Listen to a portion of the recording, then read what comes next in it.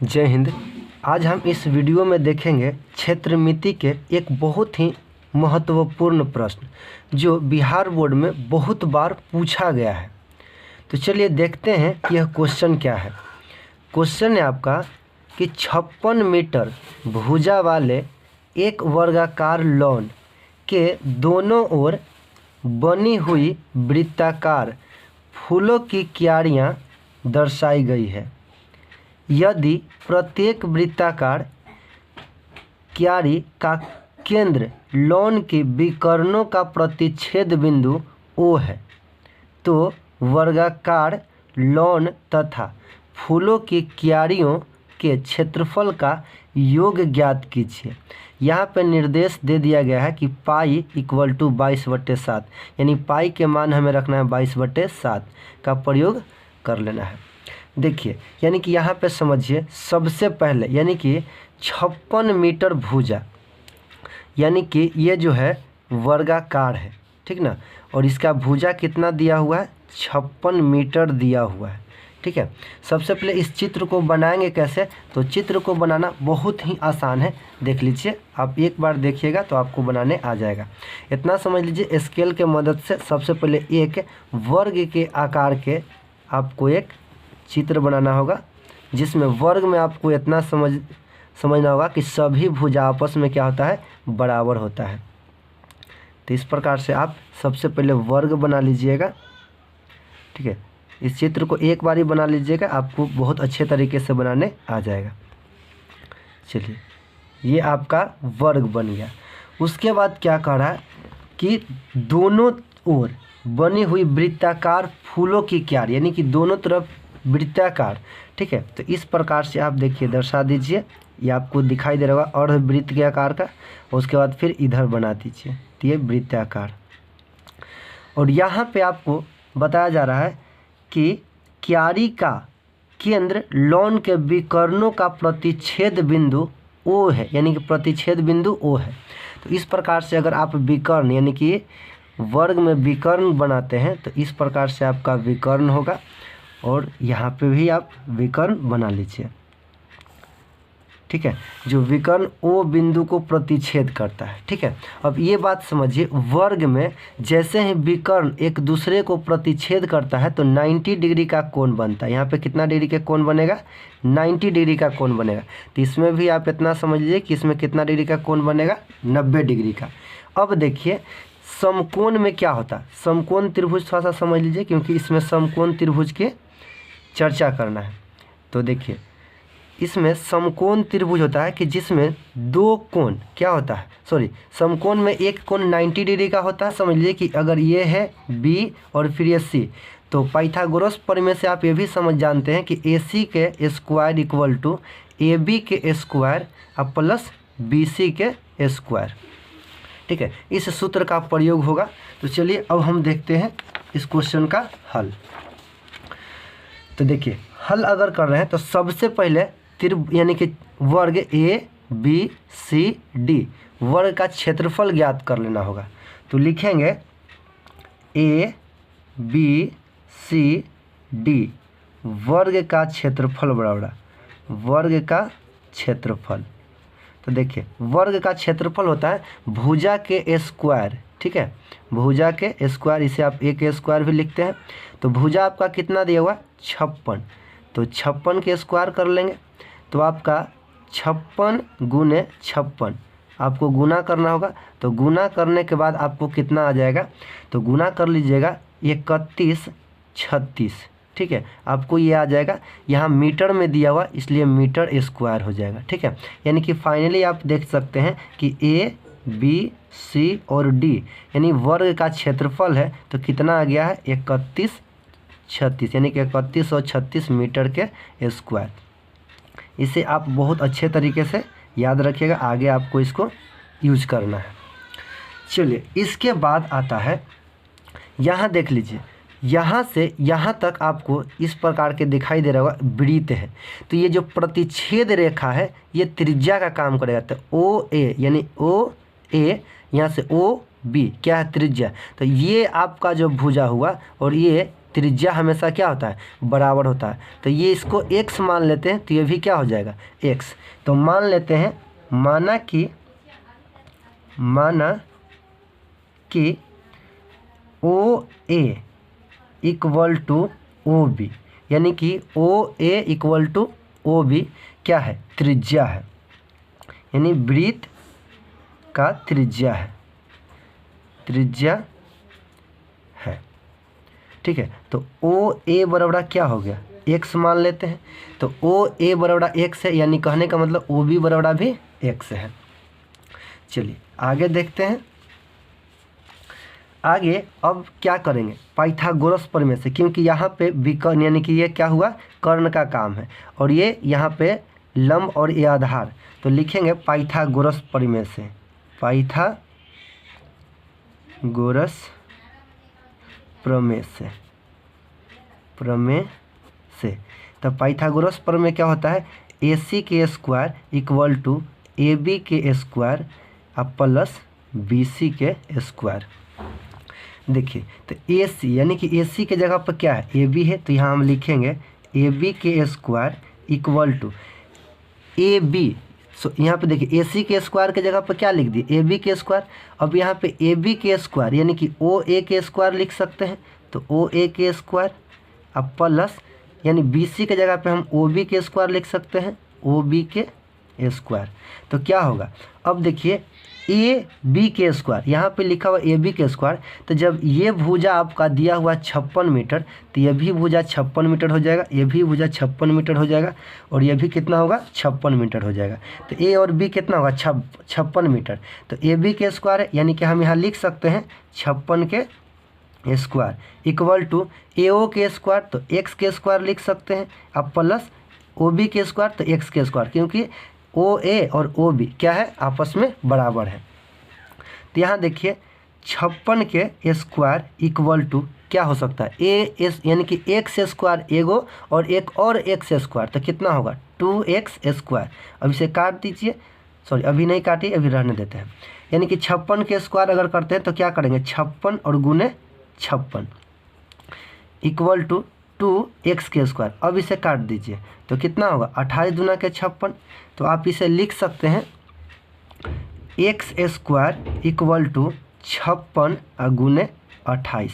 तो देखिए कितना आ जाएगा आपका आंसर, 56 में 28 से मल्टीप्लाई कीजिएगा तो आ जाएगा आपका 1568 आ जाएगा, 1568।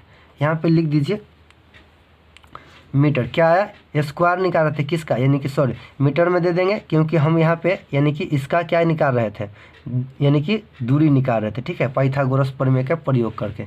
तो x स्क्वायर का मान कितना आ गया आपका, x स्क्वायर बराबर आ गया 1568, ठीक है, इसको भी आगे प्रयोग है। चलिए अब आगे देखते हैं।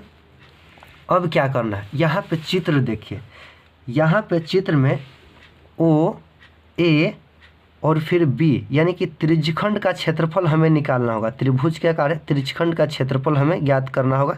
तो त्रिज्यखंड के क्षेत्रफल का फॉर्मूला क्या होता है उसे देखते हैं, ठीक है। तो चलिए आगे यहाँ पे सॉल्व करते हैं। चलिए यहाँ पे सॉल्व करते हैं। अब त्रिज्यखंड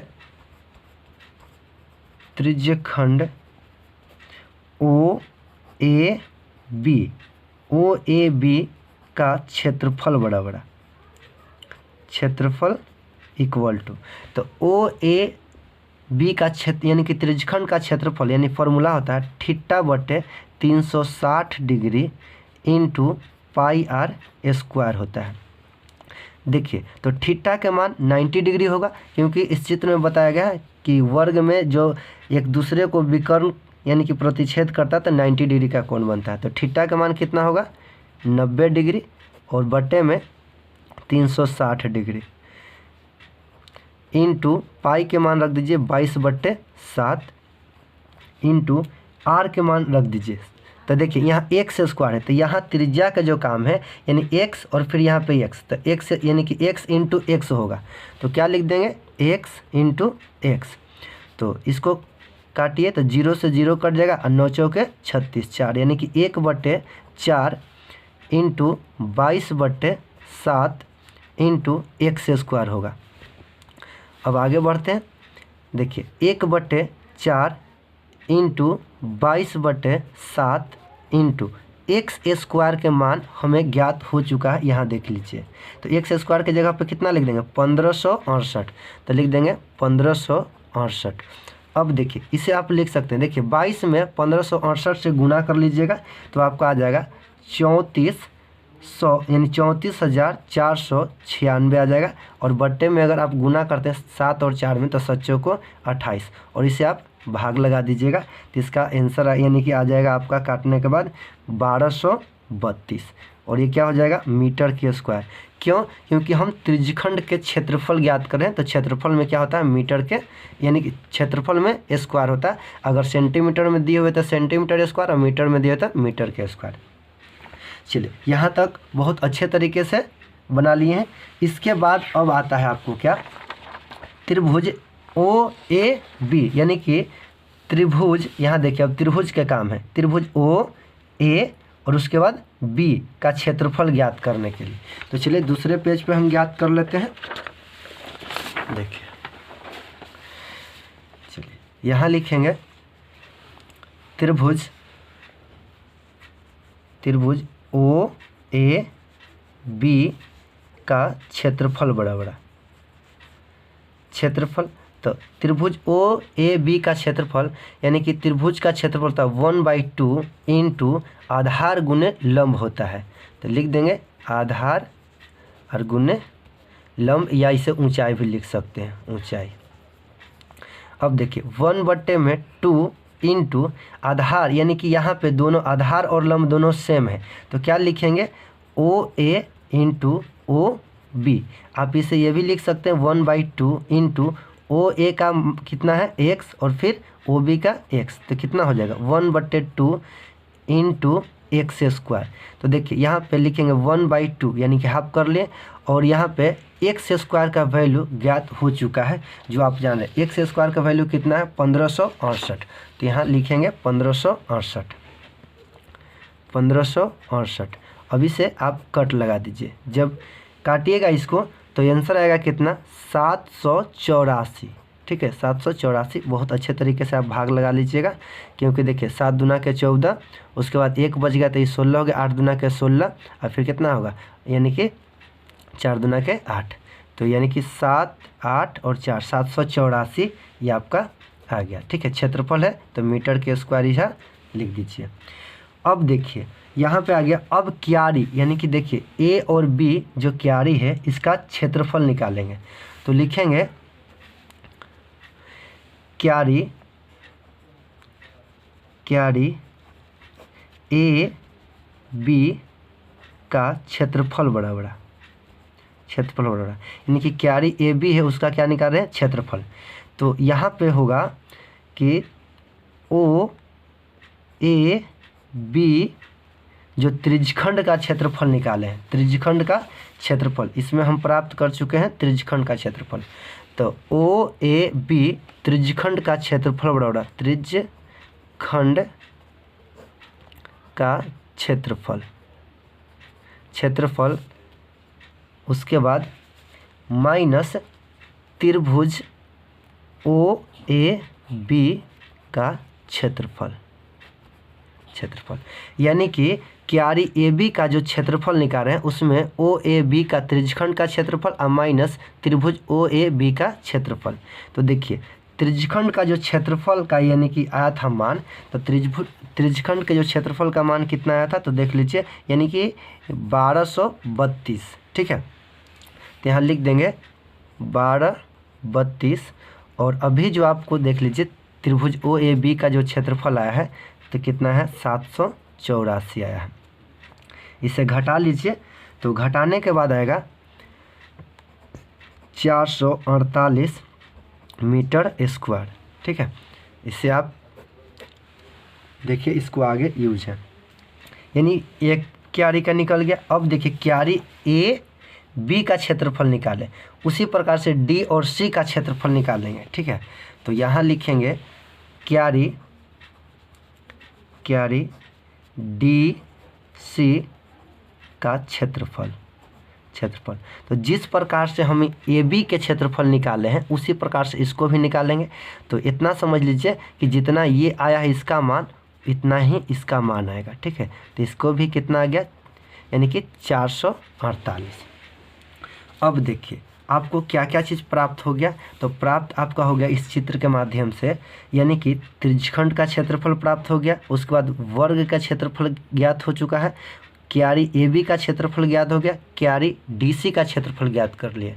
उसके बाद अब आपको यहाँ देखिए क्वेश्चन में बोला जा रहा है कि फूलों की क्यारियों के क्षेत्रफल का योग ज्ञात कीजिए। ठीक है, यानी कि सभी का, यानी कि योग ज्ञात करना है। तो हम इसमें लिखेंगे कि संपूर्ण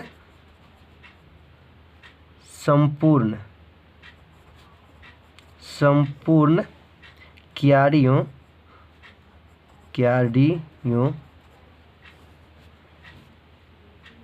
का क्षेत्रफल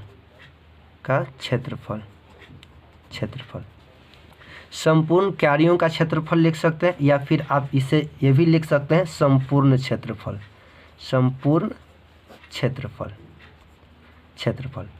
तो दोनों में से कोई एक लिख लीजिएगा। तो संपूर्ण क्षेत्रफल क्या होगा, वर्ग का क्षेत्रफल प्लस दोनों क्यारियों का क्षेत्रफल,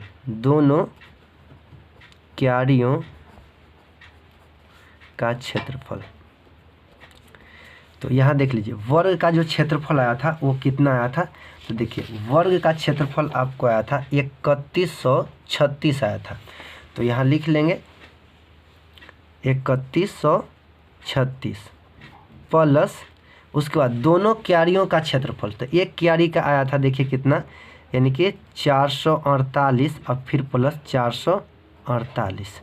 अब सभी को जोड़ दीजिएगा इसका, यानी कि पूरा टोटल जोड़ने के बाद आएगा 4032।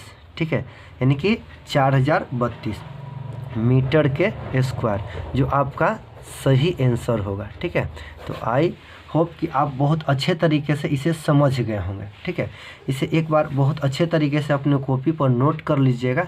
नोट करने के बाद फिर से एक बार अभ्यास कर लीजिएगा शुरू से लेकर के लास्ट तक, यानी कि शुरू से लास्ट तक एक बार पहले उतार लीजिएगा। उसके बाद आप अपने से एक बार अभ्यास कर लीजिएगा। हमें पूरा उम्मीद है कि आपको इस क्वेश्चन का पूरा अच्छे तरीके से हल समझ में आ गया होगा। तो चलिए अब हम मिलते हैं नेक्स्ट वीडियो में नेक्स्ट एक क्वेश्चन को लेकर के। तब तक के लिए धन्यवाद।